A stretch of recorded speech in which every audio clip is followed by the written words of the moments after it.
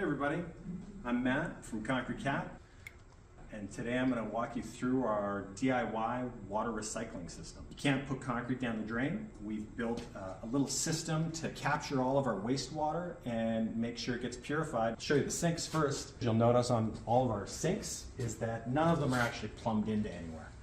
Each of them have a catch basin underneath that catches wash water, wastewater. Another sink, another catch basin. This is a polishing table right here, and same thing. Catch basin, we still want to catch sediment, and we're going to deal with this. Typical day, I've got some concrete leftovers, and I got to clean this out. This is our one sink that actually is part of the sewer system. It's not going in here. This is where all of our wastewater goes.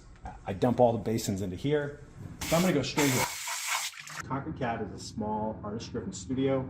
The amount of concrete that we use in a year isn't enough to build a house. All of the equipment, supplies, things that you buy for doing concrete work, we've had to build most of it ourselves because the concrete industry doesn't cater to people like us. We're too small. There are full-out water filtration systems for large companies that are used for dealing with thousands of gallons of water a day. I might fill this up maybe once a week. This is 100 liters, so I might go through 100 liters of wastewater in a week.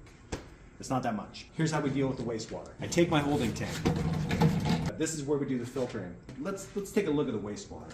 Seems kind of clear on the top. There's sediment at the bottom. It's super fine. Very hard to remove with a filter. What you need to do, and what every wastewater treatment plant does, is they add a flocculant to this. What a flocculant does is it makes all your particles bond together, flock together, which then can be picked up by a filter. Here's our ionic flocculant. You add a very small amount of this into water and it blooms into slime. This slimy water is magic. Watch what happens when I add a portion of this slimy water. Dump in about that much.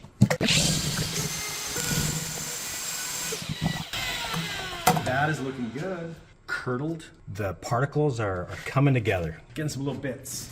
We're going to move to our filter bags. This is just a sandbag. I have a frame that I use for the filter bag, and it's just a cracked bucket. I mix a lot of concrete in buckets. This one's broken. I cut the bottom out of it, and it works perfect for holding my filter bag up. Clip it so it doesn't fall off.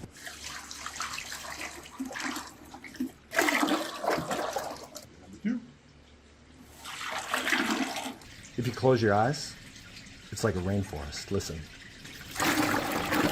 Not that part. That part doesn't sound nice. It's the second part. That's the nice part. Wait, be quiet.